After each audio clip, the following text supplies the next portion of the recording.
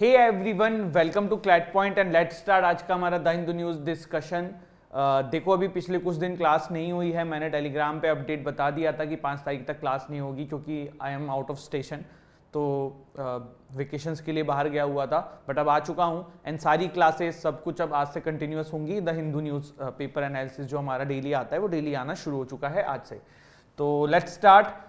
सबसे पहले देखिए आगे बढ़ेंगे उससे पहले क्लैट पॉइंट लेकर आ चुका है एवेंजर बैच। आप इस बैच के बारे में वैसे जानते होंगे बट अगर नहीं जानते हैं तो बता देता हूँ।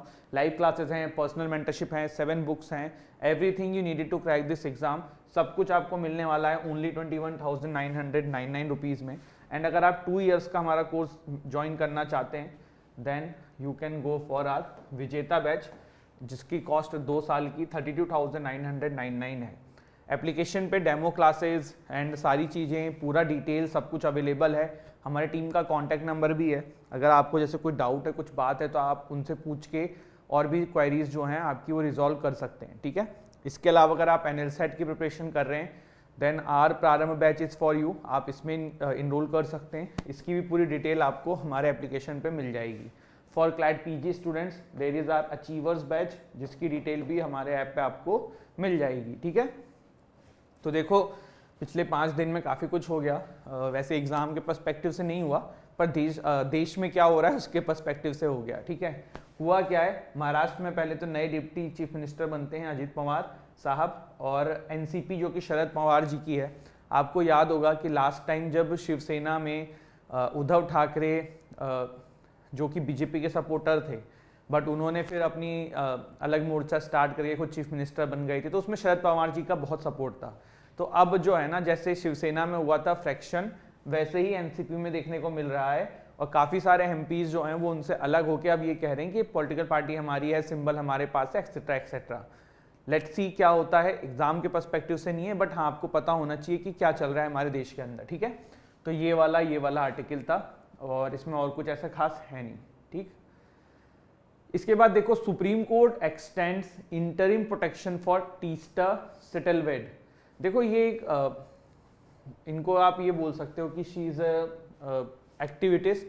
गुजरात रियॉट्स जो हुए थे ना उसमें इनके ऊपर ये आरोप लगे हुए हैं कि इन्होंने काफ़ी सारे जो है ना एविडेंस फेक बना के अगेंस्ट द नरेंद्र मोदी सरकार सामने रख दिए और उसके ऊपर इन्होंने काफ़ी सारी चीज़ें जो हैं वो केसेस एंड ऑल जो हुए उसमें जो एविडेंस थे वो फेक थे बहुत सारे, और इनके ऊपर आरोप है कि इन्होंने फैब्रिकेट किया था।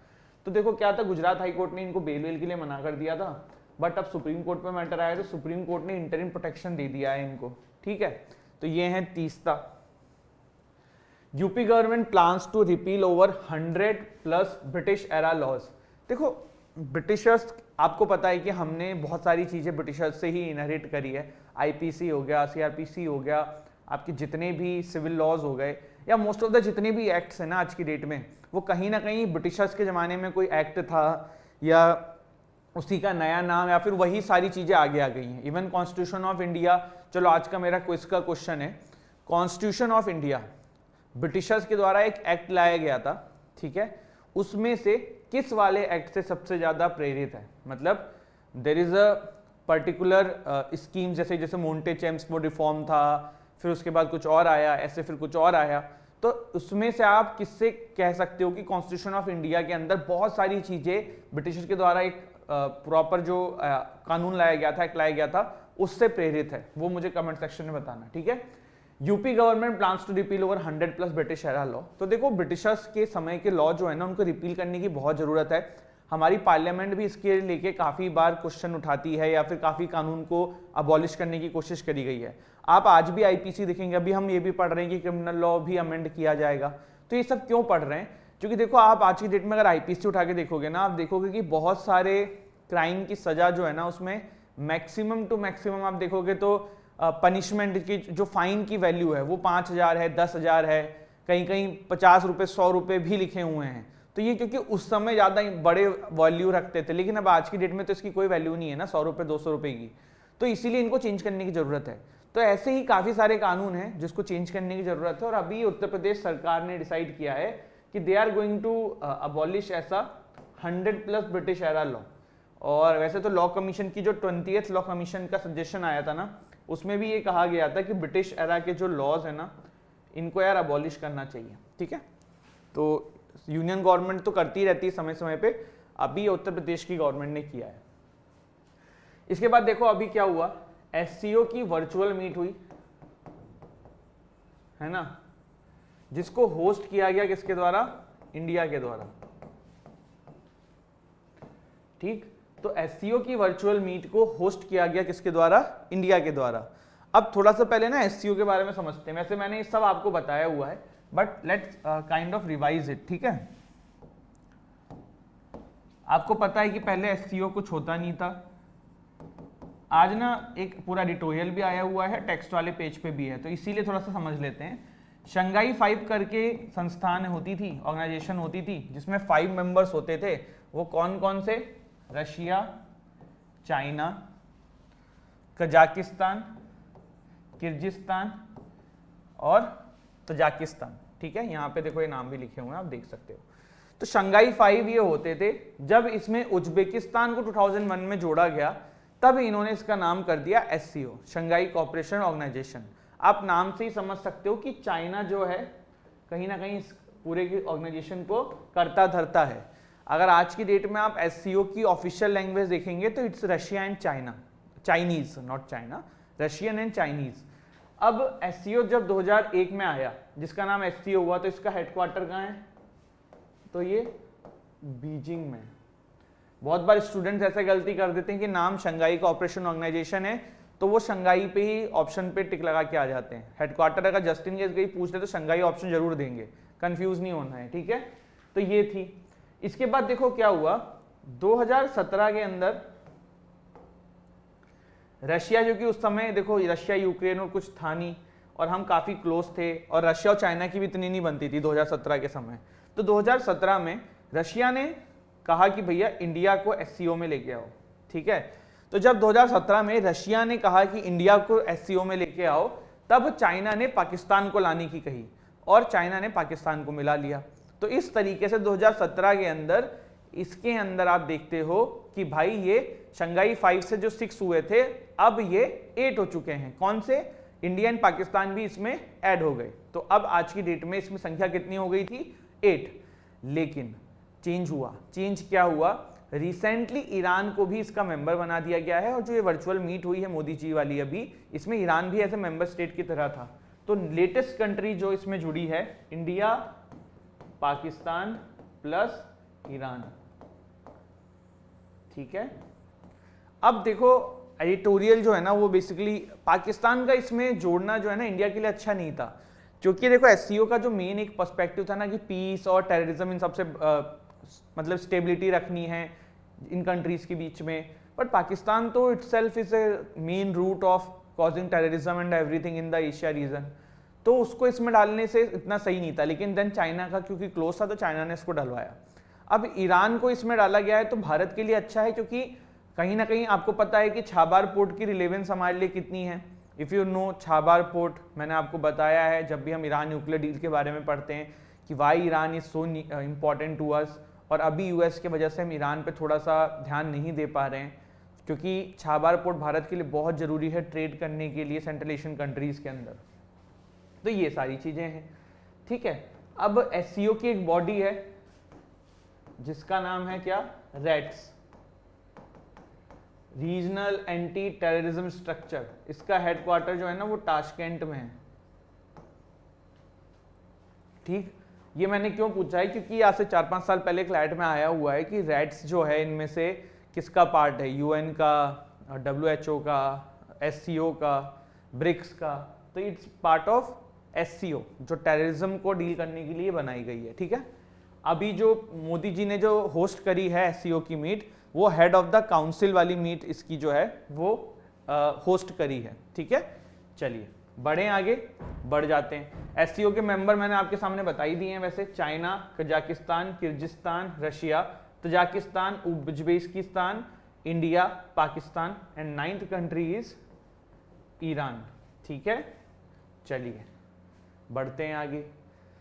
पे half of the fine to informer, court bid to spur animal protection. देखो ये ब्लैक बग या फिर जिसको हिंदी में चिंकारा बोलते हैं, राजस्थान में एक बिश्नोई कम्युनिटी है, वो इसको इसकी पूजा करते हैं।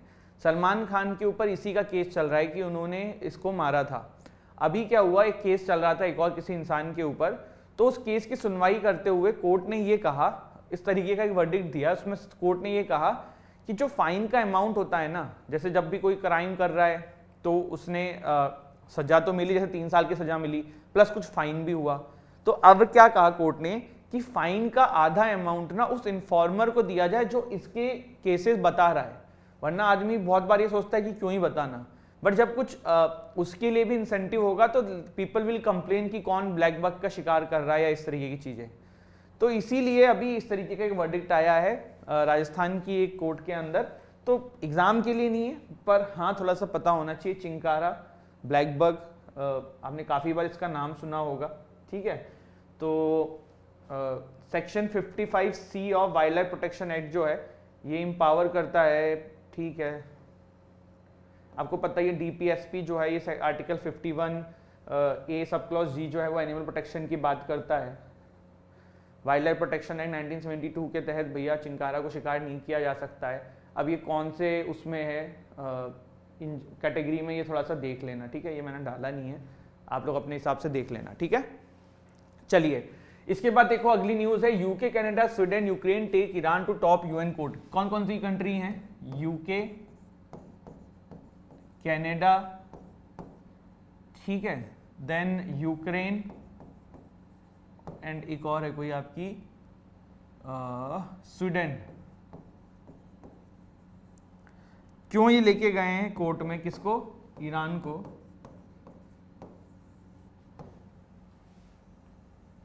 ईरान की देखो एक फोर्स है जिसका नाम है पार्लियामेंट्री रिवॉल्यूशनरी गार्ड कॉर्प्स।